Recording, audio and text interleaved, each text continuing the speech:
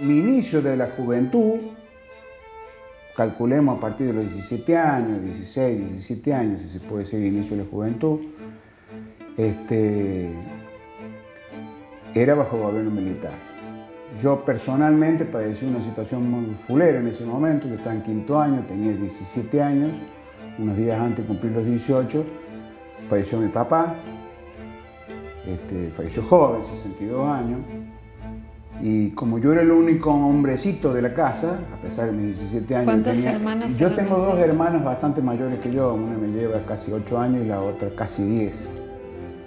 Viven una en Mendoza y la otra vive en Salta. Y mi mamá, que era una persona intelectualmente brillante, no es porque sea mi mamá, la que lo conocieron saben que fue una persona brillante, pero muy sostenida por la fuerza de mi papá, se sintió mal y yo pasé como a ser el hombrecito de la casa a mi corta edad. Así que bueno, en esas condiciones me fui a estudiar. Y como te repito, pertenecía a una familia que, si bien no tenía actividad política, ni participaba en la política, tenía cierta afinidad por el viejo y conocido Partido Demócrata Liberal, que en San Luis era bastante importante. Por lo tanto, yo no tenía raíces peronistas como mi amigo Hugo Franco, ¿sí? Que era el único que yo me acuerdo que era peronista. Pero tenía esos tres hechos que me habían pasado: la vivencia con el Hugo, en la escuela donde yo estudié y el hospital que no pude ir porque estaba proscrito por lo hecho Perón. Me quedaron. Entonces yo me fui con una idea de decir, caramba, ¿cómo puede ser que esto y sigamos con los gobiernos militares? Y así me fui a estudiar a Buenos Aires ingeniería electrónica. Viví un tiempo, los primeros tiempos, en una residencia de estudiantes.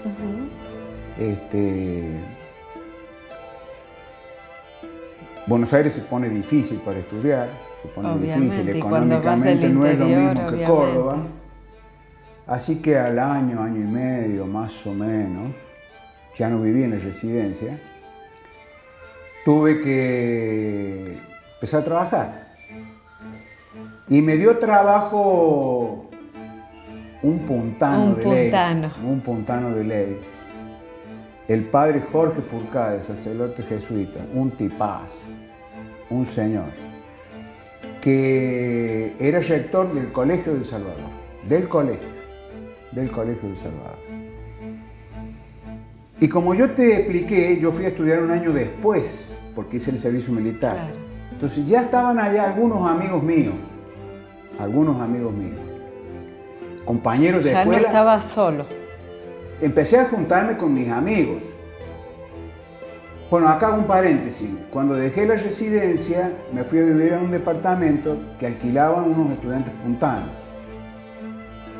En ese departamento vivimos varios puntanos. Bueno, y dos de ellos ya trabajaban en el Colegio de Salvador. Los voy a nombrar porque fuimos compañeros, igual que con el Hugo Franco, desde primer grado, que se llamaba primero inferior, hasta sexto año. Todo el primario y todo el secundario. Y con uno de ellos, también en la escuela de dibujo a la noche.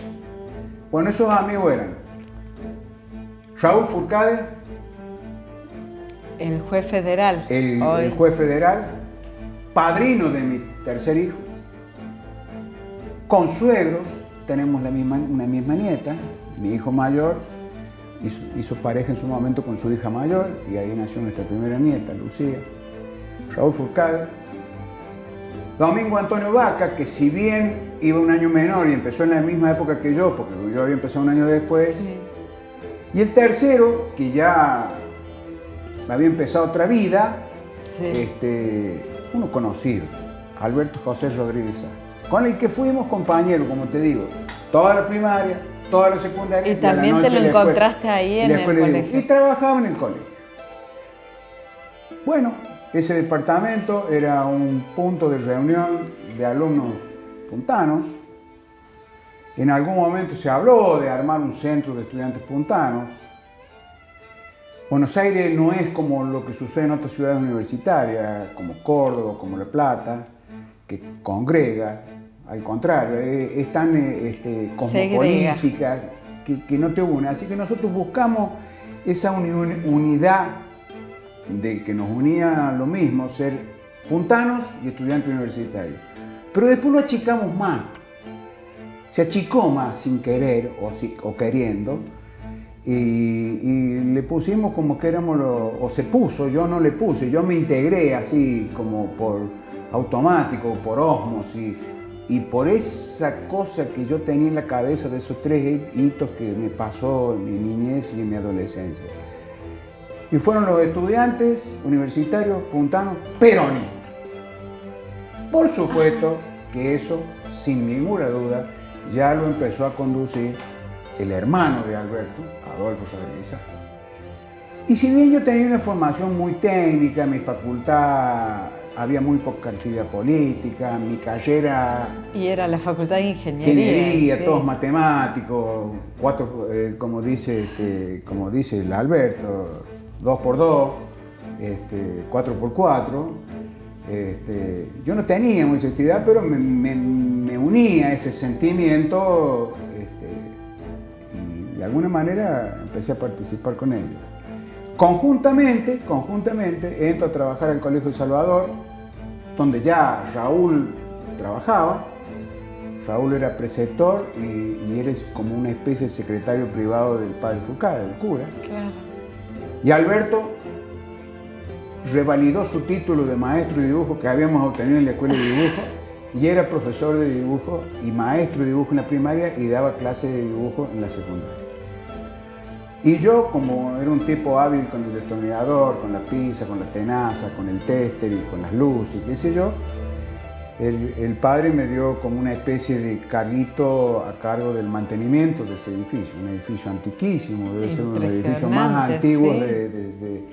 de la ciudad de Buenos Aires. Es más, en ese momento está considerada la manzana más grande como manzana, está en Callao, entre Riobamba, Tucumán y Lavalle. Está en pleno centro, ahí en la zona, entrando cerca de Callao y Corrientes, que todavía está el edificio. En esa época, en ese mismo edificio, se compartía con lo que fue la Universidad del Salvador, que después se fue yendo de ese edificio y quedó pura y exclusivamente como el Colegio del Salvador, que yo era el encargado del mantenimiento, con todo un equipo de gente, que sí. Vivimos momentos muy lindos. Y ahí también, medio como que nos aglutinaba también más allá del tema laboral y que habíamos, con Raúl vivíamos juntos en esa época, también nos unió el sentimiento peronista con otros personajes más. Me acuerdo de un personaje fantástico. Por ejemplo. El Flaco Sorcio, profesor también de plástica y preceptor. Me estoy acordando de él, un tipazo, un señor. Flaco Sorcio. ¿Tenían una especie de guía o un tutor que les daba ideología y filosofía? Imagínate quién. Los hermanos Rodríguez marcaban la línea. Adolfo ya esa instancia ya había terminado, se había venido a San Luis. Pensá que al poquito tiempo él fue diputado en el primer gobierno democrático. Claro. Bueno, pero no me quiero llegar todavía ahí porque te estoy contando el inicio, que todavía no estábamos en gobierno militar. Y me pasé una etapa que ese primer tiempito que yo viví en la residencia universitaria, hubo una especie de autogolpe entre los mismos militares. Lanusse era el presidente, Onganía el presidente, los medios que ya estaba como gastado dentro de la fuerza del ejército. Los rojos lo sacan. No, eso fue anterior. Eso fue una situación, una de las tantas azonadas militares que ya ni me acuerdo de qué época es, pero fue anterior. Sí. No, ahí hubo un barullito de las cúpulas militares, entonces medio que se lo sacan de encima a Onganía y aparece un personaje puntano, Levington, claro, que era un general, aparentemente buena persona, que estaba haciendo cursos en Estados Unidos, algo así, ¿entiendes? Como presidente. Roberto Levington. Duró muy poquito. A nosotros nos resultó interesante porque era puntano, pero no dejaba de ser un gobierno militar. Seguía siendo un gobierno militar. Y duró muy poquito, no sé si llegó a durar un mes, una cosa así, muy cortito fue su gestión. Y ahí nomás vino, y bueno, el comandante en jefe en esa situación, Onganía presidente, el comandante fue en jefe era el general Lanús, Alejandro Agustín Lanús, un hombre de un porte espectacular. Bueno, y él hace toda esa especie de movimiento, lo saca a Onganía, lo pone a Levington, está un tiempito Levington, y después ya de vuelta, así, todo manejado entre ellos. Y eran las internas entre las fuerzas, ellos, el pueblo miraba azorado y miraba expectante, ya casi acostumbrado a cómo el gobierno se manejaba en el comando en jefe, se manejaba. Así que aparece el anuncio de vuelta, ya de presidente, comandante jefe y presidente. Y el anuncio sigue. Bueno, y ahí empieza una situación ya de mayor presión y claro, persecución. De mayor presión, ¿no? Y ya de hartazgo, ya esto era de hartazgo. Entonces se empieza a generar todo este movimiento de sensación de salida política. Y entonces empieza a hablarse del peronismo, que sería proscripto. Ahí vos sabés que yo me salté una parte cuando hablo de Frondizi y hablo de Ilia, y en esas dos elecciones el peronismo estuvo proscripto.